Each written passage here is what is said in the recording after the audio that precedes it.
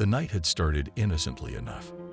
A group of friends and I, seeking the thrill, had decided to explore this infamous haunted house on the outskirts of town. Legends swirled around its decaying walls, tales of apparitions, and unspeakable horrors that awaited anyone foolish enough to enter. I had laughed off the warnings, dismissing them as mere superstitions. But now, as I stood in the heart of this forsaken place, I couldn't help but wonder if we had made a grave mistake. The house creaked and moaned, its dilapidated structure seeming to echo the anguish of its past.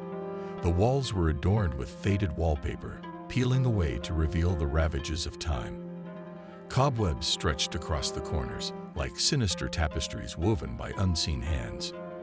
Dust particles danced in the air, caught in the beam of light from the candle, creating an eerie spectacle. My heart pounded in my chest, the sound reverberating through the hollow chambers. I took a deep breath,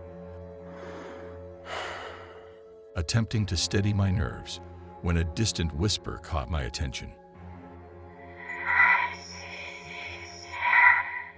It was a faint, ethereal voice that seemed to emanate from the very walls themselves. Its words were incomprehensible, but the sheer malevolence in its tone sent shivers down my spine. I turned, searching for the source of the voice, and my eyes fell upon a cracked mirror hanging on the wall. The glass was tarnished, but the reflection staring back at me was unmistakable, a distorted figure, a shadowy silhouette standing just beyond the candle's glow.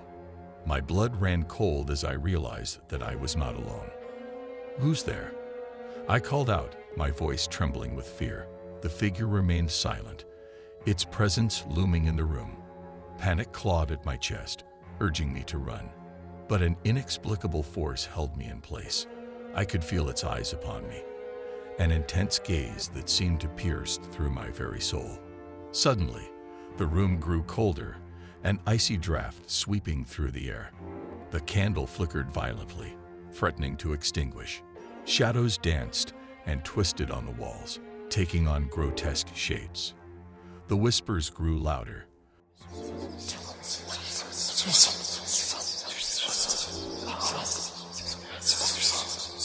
A chorus of haunting voices that filled the room.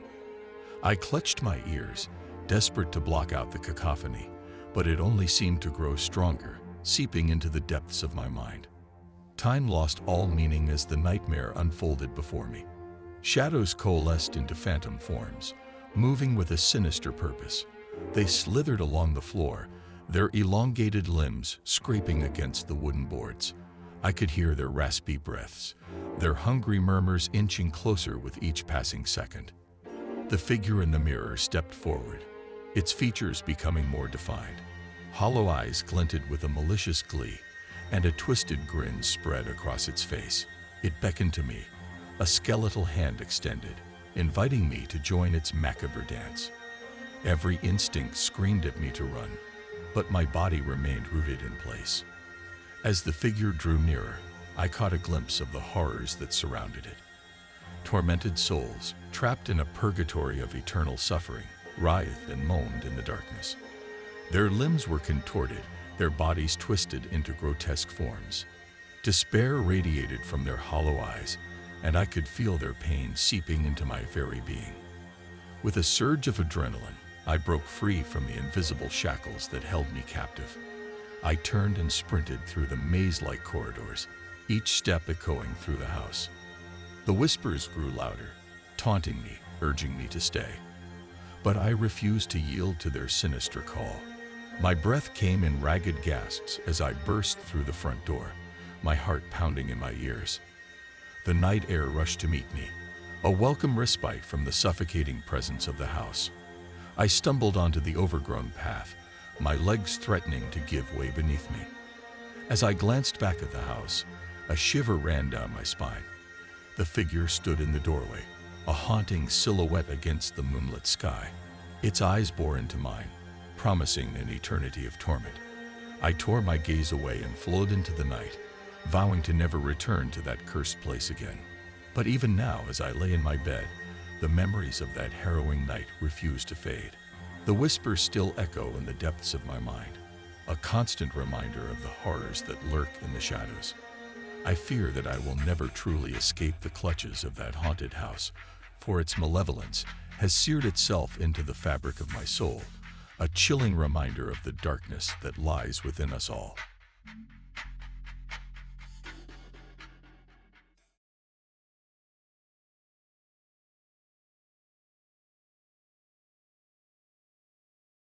I never believed in ghosts or anything supernatural. My life was rooted in reason and logic. But that all changed when my family moved to a new house. It was a beautiful old Victorian home with an enchanting charm. Little did we know that our lives would soon be turned upside down by something we never could have imagined. We settled into our new home quickly.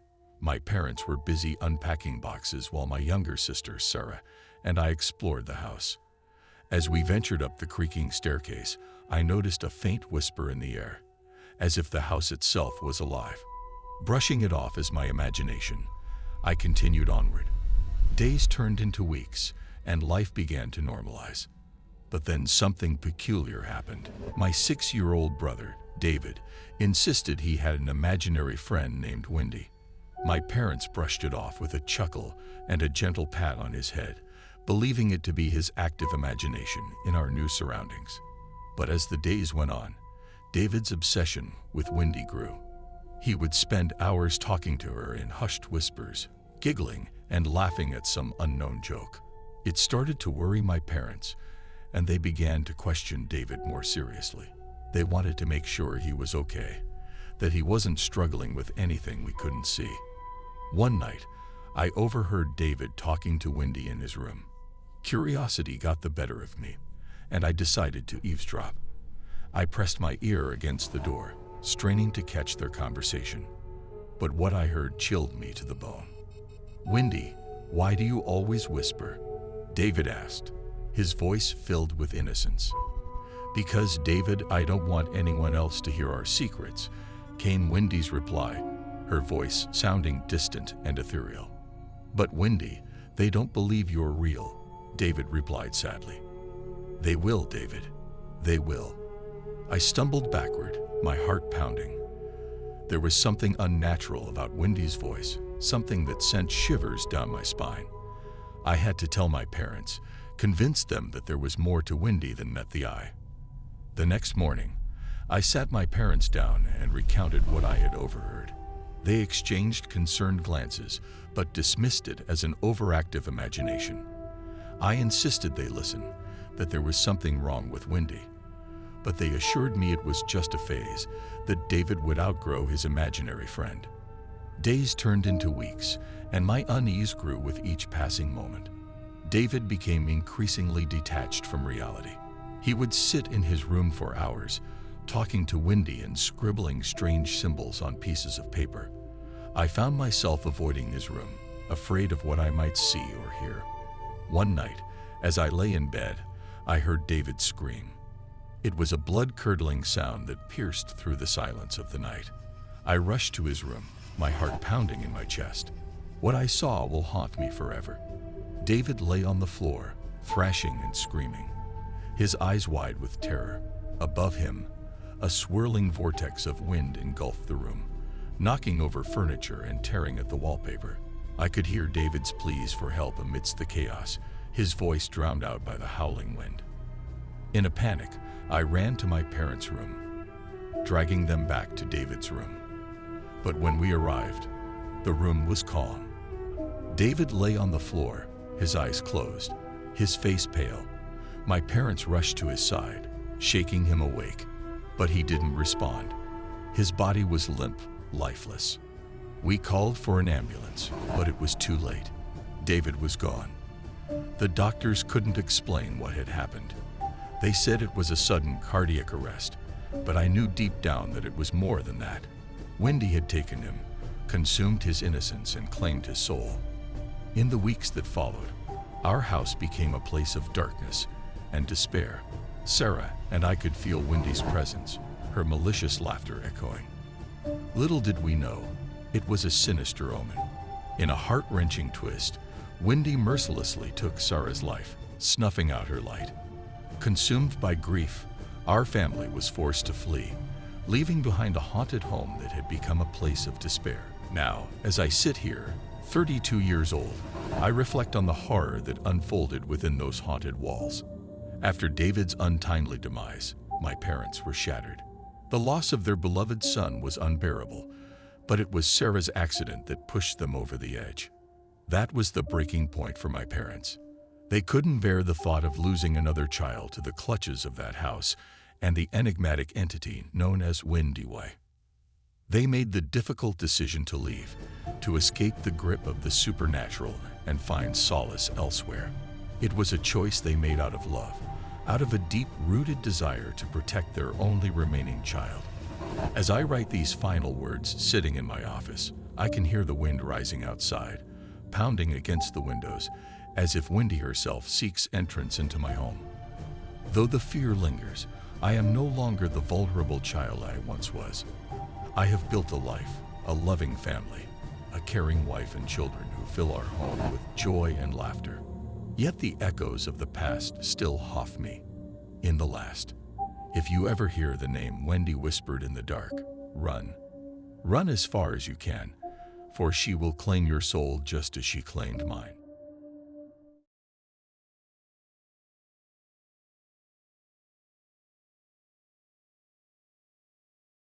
Ever since my wife Sarah and I moved into our new home, something felt off.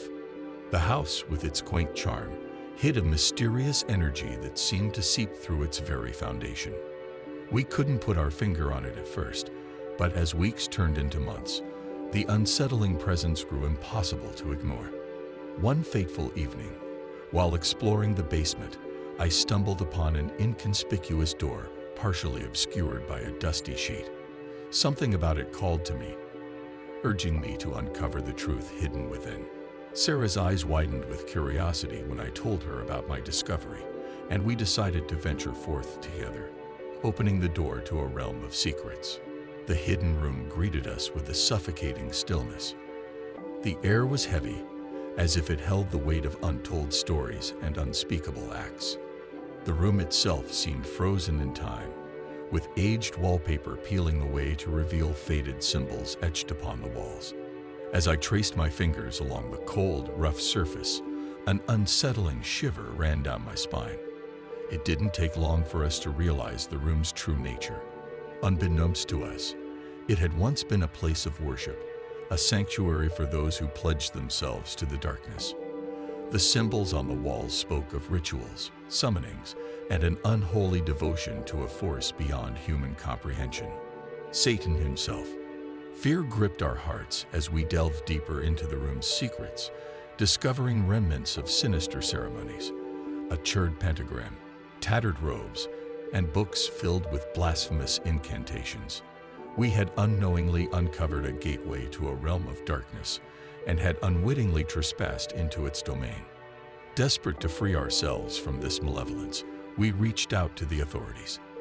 The police arrived, skeptical but willing to investigate the claims of a hidden chamber with a sinister past. They scoured the room, their flashlights casting eerie shadows on the walls. The officers' expressions morphed from skepticism to unease as they uncovered more evidence of the room's dark history. The discoveries in the hidden room proved too unsettling to ignore. The police delved into the house's records, unearthing the names of its former owners, individuals with ties to occult practices and rumored connections to criminal activities. The investigation gained momentum as they traced the threads of the occult rituals, reaching further into the darkness that enveloped the house. Word spread, and the community became captivated by the chilling tale unfolding within the walls of our seemingly ordinary home. News outlets picked up the story, spreading rumors of devil worship and sacrificial rites. The once quiet neighborhood was now filled with whispers and pointed fingers, fueled by the growing fear that an ancient evil had been awakened. As the police worked tirelessly to unravel the mysteries of the hidden room, strange occurrences plagued our lives. We became tormented by nightmares, haunted by shadowy figures, lurking just beyond the veil of sleep.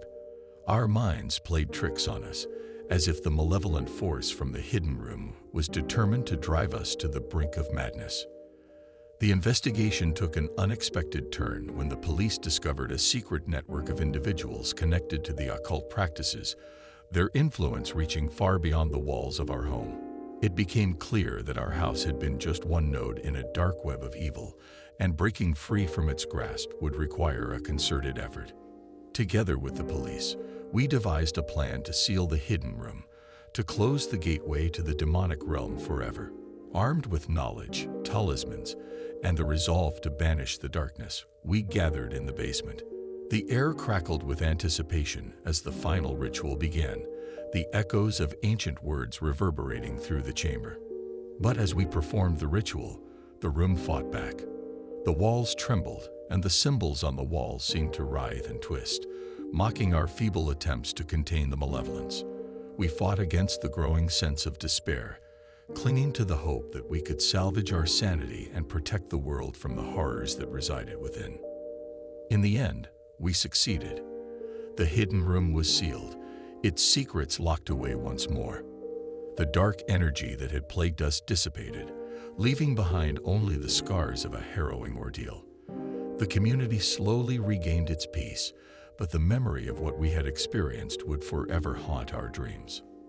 Now, as I walk through our house, a sense of unease lingers in the corners of my mind. The hidden room remains sealed, its sinister secrets buried beneath layers of concrete and silence. But I can't help but wonder if the echoes of that ancient evil still whisper through the walls, waiting for the day when someone will unwittingly uncover the room once more.